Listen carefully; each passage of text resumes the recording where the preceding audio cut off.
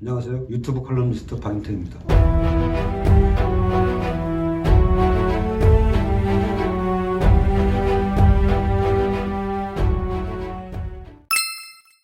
오늘의 뉴스픽입니다. 구독, 좋아요, 알림 설정 부탁합니다. 공공요금이 날뛰고 있습니다. 난방비, 가스비, 전기료 등이 급등하며 공공요금 폭탄을 맞은 집들이 속출하고 있습니다. 가스비는 2년 가까이 동결되다 지난해 윤석열 대통령 당선 이후 4월 이후 4차례 인상으로 1년 새 38.4% 올랐습니다.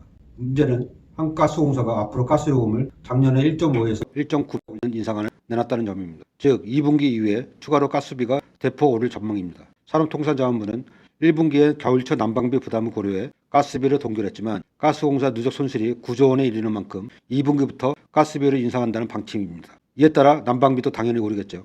왜냐하면 우리나라 도시 지역의 대부분은 LNG를 이용해 난방을 하기 때문입니다. 중앙난방과 개별난방 가구에 부과되는 도시가스 요금은 1년 새 38.4% 올랐고 지역난방 가구에 부과되는 열요금은 1년 새 37.8% 올랐습니다. 열요금은 도시가스 요금의 연동에 조정됩니다. 전기요금 인상률도 껑충 뛰어 지난해의 2.7배에 달할 전망입니다. 충격적인 인상폭입니다.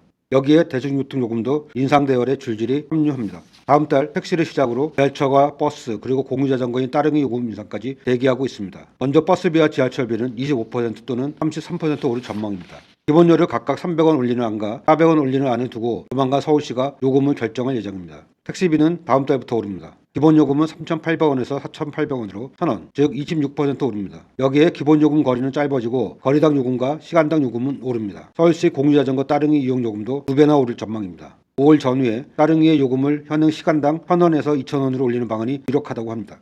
올해 예정된 공공요금 인상은 공공부문 적자와 밀접한 관계에 있습니다. 지난해 한국전력의 연간 적자가 34조 원에 이를 것으로 추산되고 한국가스공사의 지난해 영업적자 규모도 9조 원으로 추정됩니다. 이에 정부는 2026년까지 전기요금과 가스요금 인상을 단계적으로 추진한다는 중장기 대책을 세운 상태입니다. 공공요금의 인상을 저지할 당국의 정책 의지가 많지 않은 상황인 거죠. 서울시의 대중교통 부문 적자 문제도 있습니다. 지하철은 한 해 평균 9,200억 원, 버스는 5,400억 원 적자가 발생한다고 합니다. 월급 빼고 다 오르는 상황에서 고통받고 있는 국민을 지원하자는 얘기가 정치권에 아예 없는 것은 아닙니다. 다만 야당인 더불어민주당에서만 지원 얘기가 나오고 여당인 국민의힘에서는 부정적인 입장이라 실제로 지원이 될 가능성은 커 보이지 않습니다.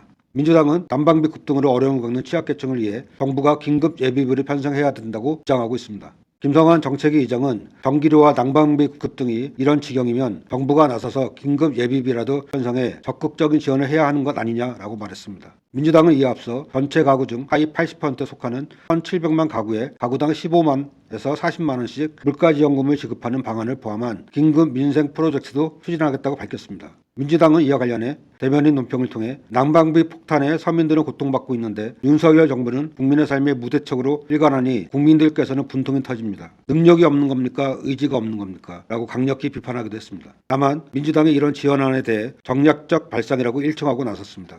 성일종 국민의힘 정책위 의장은 에 대해 우리만 겪는 것이 아니라 전 세계적인 현상이다. 민주당이 이 부분을 정쟁적으로 이용하는 것이 바람직하지 않다. 문재인 정부에서 2, 3배 이상 국제가스 가격이 올라갈 때 13%밖에 인상을 안 했다. 그 모든 부담은 윤석열 정부 몫으로 돌아왔다고 밝혔습니다. 물가 급등에 따른 지원책의 부정적인 입장인 겁니다. 과연 국제가스비가 2, 3배 올랐을 때 여기에 맞춰 국내 가스비도 2, 3배 올리는 게 맞습니까? 아니면 최대한 안 올리는 게 맞습니까? 일본은 에너지 가격 급등으로 가계 부담이 커지자 각 가정의 전기요금의 20% 정도를 이번 달부터 지원하고 있습니다. 대형 전력회사가 신청한 전기료 인상폭은 28에서 46%입니다. 우리나라의 2.7배 인상안보다 훨씬 낮은 수치인데도 일본 정부는 국민을 지원하고 있는 겁니다. 더구나 우리나라는 전기료와 가스료를 결정하는 것이 한국전력과 한국가스공사인데 이 두 기업은 국민 세금이 투입되는 공기업입니다. 직접 국민 지원을 할 수 있을 뿐 아니라 공기업을 통해 간접적으로 국민에게 도움을 줄 수 있는 상황인 거죠. 고물가의 고통은 취약계층에 한정된 게 아니라 대부분 국민이 겪습니다. 이럴 때 국가와 지방자치단체가 나서야 합니다. 공기업의 적자, 대중교통 부분의 적자보다 국민의 생존권이 더 중요하기 때문입니다. 2023년 한 해 국가 예산이 640조 원에 이르는 우리나라에서 한전과 가스공사의 적자를 감당 못할 이유는 없습니다. 더구나 회사채 반응에 따른 이자만 부담하기 때문에 적자에 대한 실제 부담은 훨씬 적습니다. 고물가로부터 국민을 보호하는 것도 국가의 몫입니다. 인텔리TV였습니다.